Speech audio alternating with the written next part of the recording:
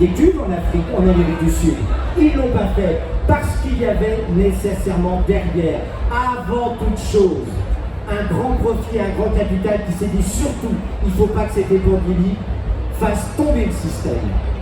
Et depuis que ça se calme un petit peu, depuis qu'on a trouvé des traitements, parce qu'on a fait des progrès, parce que c'est vrai qu'il y a des informations scientifiques qui étaient arrivées de la Chine, qui nous ont foutu dedans pendant à peu près 2 mois, ça c'est exact, on a su le traiter. Le vaccin est arrivé, mais on est toujours à la course.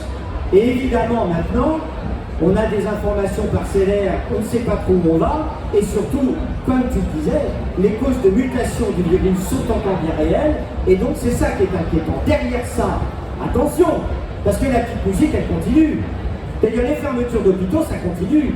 Les fermetures de lits, ça continue. Quand je suis monté auprès du Premier ministre en lui disant « ça ne va pas du tout », 67 millions d'habitants plus les territoires d'outre-mer, 5 000 lits de réanimation seulement, on ne tient pas, ça fait des années qu'on ne tient pas. Qu'est-ce qu'on a dit dès le départ? On nous a dit, les malades, on va les sélectionner par l'âge. C'est la plus grande ségrégation qu'il y a actuellement, c'est l'âge. Comment avons-nous pu avoir des injonctions de médecins et de professeurs universitaires qui disaient on ne prend plus les plus de 75 ans. On a sauvé les plus de 75 ans du Covid. Mais au départ, il ne fallait pas. Et ça a été fait parce qu'en fait, derrière, il y avait une crise hospitalière monstrueuse qui arrivait. On a confiné la France pour ne pas avoir une surcharge dans les hôpitaux. C'est pas moi qui vous le dis, ça a été dit partout. Ce qui veut dire que le capacitaire, ça n'enlève rien à ce qu'ont dit les 2 prédécesseurs. Ce n'est pas contradictoire. C'est juste que les gens veulent sauver leur peau. Et donc ça veut dire qu'il faut des capacités pour les soigner. Qu'est-ce qu'on a fait là avec les Antilles? Les Antilles, ça fait des années qu'on dit qu'il y a une crise aux Antilles sur les hôpitaux. L'hôpital qui a brûlé, il n'a toujours pas été construit. Bref, il y a une crise vraiment majeure. Là, qu'est-ce qu'on a fait pour sauver finalement et éviter qu'il y ait une crise majeure sur l'autonomie des Antilles? C'est qu'on a fait une lauréat avec des avions, on a sauvé la République et l'unité de la République parce qu'on est allé chercher les malades plus graves. C'est pas autre chose. Et on s'est félicité de le faire, mais derrière, quand on leur dit il va falloir construire des hôpitaux là-bas, il va falloir développer des programmes de santé publique là-bas, il va falloir faire en effet des programmes de santé publique cohérents avec l'écologie, des programmes politiques, là il n'y a plus personne. Parce qu'ils ont l'impression qu'on est en train de jouer la fin de partie, mais la fin de partie elle n'est pas encore jouée. Elle n'est pas encore jouée. Et là, quand on monte au niveau du Premier ministre encore et au niveau du président de la République pour dire vous ne faites que 74 réanimateurs médicaux par an, 74, c'est même pas le renouvellement des générations. Et bien là vous tombez sur une exploitation.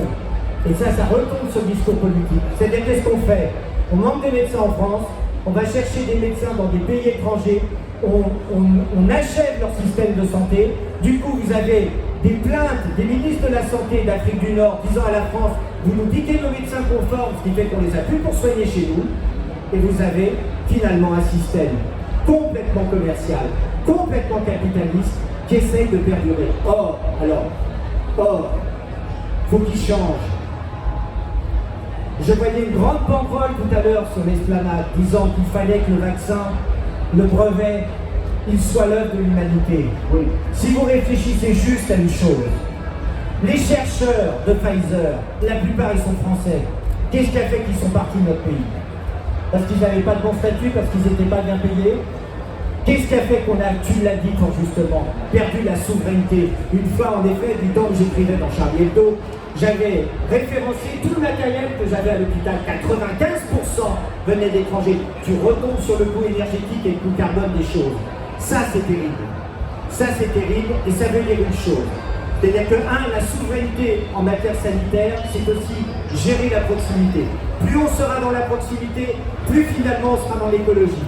Plus on sera dans l'écologie, plus on sera dans l'égalité, dans la fraternité, dans la liberté de chacun de vivre où il veut. Or là, évidemment, il me semble qu'il y a des élections dans quelques mois, ça ne nous aura pas échappé. C'est ces débats-là qu'il faut avoir.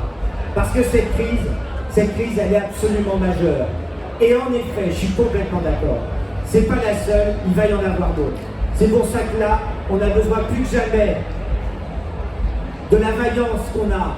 Quand il disait, c'est pas un peuple courageux, je suis désolé, on a un peuple qui est courageux, on a un peuple qui est vaillant, on a un peuple qui est solide. Moi, qu'est-ce que j'ai pas entendu quand il a fallu dire on confine, on a dit il ne faut jamais respecter le confinement, on a respecté le confinement.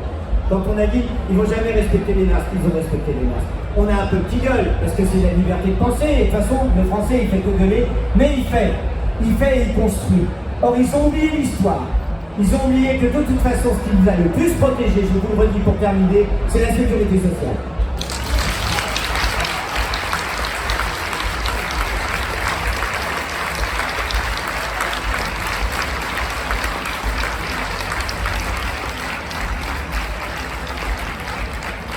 Alors c'est une entrée en matière costaud, je dirais.